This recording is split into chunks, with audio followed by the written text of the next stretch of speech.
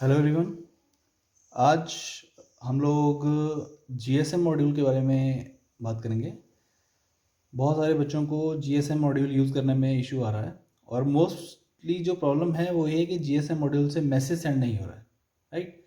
सो हम लोगों ने क्या करना है, बेसिकली जब हमने मैसेज सेंड करना होता है तो हमें चाहिए एक आर्डिनो, जिससे कि हम प्रोग्रामिंग करके अपने मॉड्यूल से मैसेज भेजेंगे। एक चाहिए हमें जीएसएम मॉड्यूल। अब मेरे पास एक जीएसएम मॉड्यूल ये है, एक मेरे पास जीएसएम मॉड्यूल है। इसका एंटीना मैंने निकाल दिया अभी के लिए। यहाँ पे हमारे पास जो जीएसएम मॉड्यूल है ये दोनों डिफरेंट हैं। अब देखने में डिफरेंट भी लग रहे हैं, आपका शेप, इसका साइज कुछ भी हो सकता है, कोई इशू नहीं है। हमारे पास यहाँ पे ये वाला जो मॉड्यूल है ये सिम 800C है। सिम 800C एक पहले का वर्जन था, उसके आगे एडवांस आया था जो सिम 900A आया था। तो आप दोनों में से कोई भी यूज़ कर सकते हो, दोनों का काम सेम है। बट ये टॉपिक एक्चुअली एक वीडियो में कवर करना थोड़ा सा मुश्किल है। तो हम लोग क्या करेंगे, मेरे पास आर्डिनो को अभी के लिए हम साइड में रखते हैं। मैं इसको 2-3 पार्ट्स में बनाऊंगा क्योंकि वीडियो काफ़ी बड़ी हो जाएगी। अभी के लिए जीएसएम मॉड्यूल को समझते हैं कि जीएसएम मॉड्यूल कैसे काम करेगा। और सबसे पहले आपको क्या करना है, देखो आर्डिनो के ऊपर कोड करना और उससे मैसेज सेंड करना, किसी हमारे सेंसर को ट्रिगर करके हम लोगों ने उस पर मैसेज सेंड करना है। तो वो बेसिकली तब होगा जब हमारा जीएसएम मॉड्यूल काम करेगा। दैट मीन जीएसएम मॉड्यूल काम करने का मीनिंग है कि ये क्या, ये वर्किंग है क्या, इसमें जो सिम कार्ड लगा है मेरे पास, दोनों जो मॉड्यूल हैं, देखो इसमें भी एक आइडिया का सिम लगा हुआ है। जो मेरे पास अदर मॉड्यूल है इसमें अभी नहीं लगाया हुआ है। मैं एक और सिम यूज़ कर रहा हूँ एयरटेल का।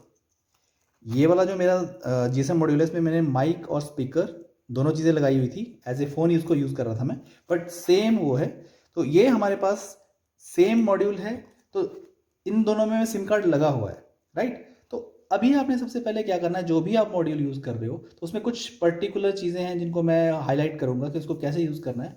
फर्स्ट ऑफ ऑल, आप जो भी मॉड्यूल खरीद रहे हो, सबसे जो चीप मॉड्यूल है, सबसे जो सस्ते मॉड्यूल हैं हमारे, वो वाले मॉड्यूल हैं जिनमें एक्चुअली डीसी कनेक्टर नहीं होता है। ये वाली सप्लाई, ये वाला जो कनेक्टर होता है ये नहीं होता, ये सप्लाई भी नहीं होती, सिर्फ मॉड्यूल होता है और उसमें वीसीसी और ग्राउंड नाम से पिन होती है। आपको 5 वोल्ट देना है और वो काम कर जाएगा।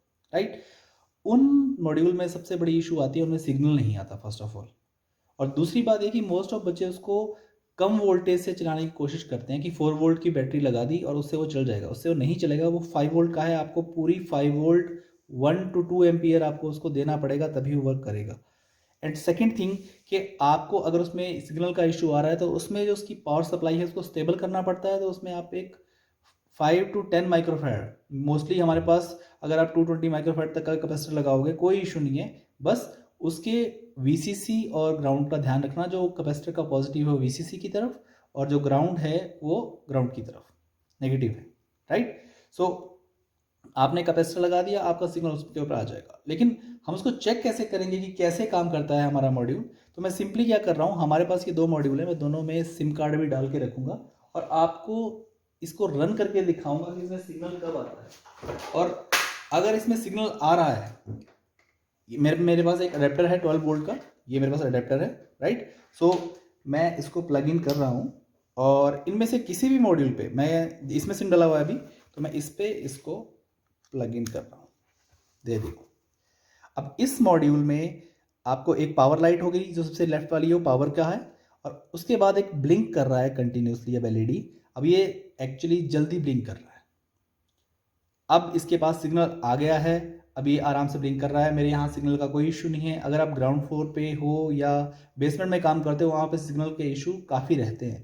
लेकिन फिर भी अगर आपके रूम में सिग्नल नहीं है तो आपको फर्स्ट ऑफ ऑल ये इंश्योर करना है कि पावर सप्लाई सही हो। तो मेरे पास 12 वोल्ट का अडेप्टर है और मैं 12 वोल्ट के अडेप्टर के साथ अपना जीएसएम अभी कनेक्ट कर रहा हूँ। अब मैं बेसिकली क्या करूँगा, इस पे अपने किसी नंबर से कॉल करूँगा। राइट।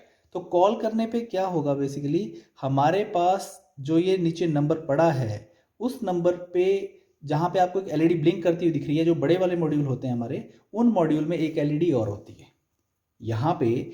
इसमें जैसे इस वाले मॉड्यूल में यहाँ पे मैं बात करूँगा, एक नेटवर्क का है, एक पावर का है, एसटी है, एक एलईडी जो है हमारे पास रिंग की एलईडी अलग से होती है कईयों में इन्हीं में से एक आता है। तो वो एलईडी जब वो आप एक्चुअली आप जब उस नंबर पे कॉल करोगे तो जो रिंग वाला एलईडी वो कंटिन्यूसली ग्लो करेगा। तो आपको ये पता लग जाएगा, आपको अदर फ़ोन पे आपको बेल भी सुनाई देगी, उससे आपको ये पता लग जाएगा कि हमारे पास हमारा जीएसएम मॉड्यूल अभी एक्टिव है और उसमें सिग्नल आ रहा है, राइट।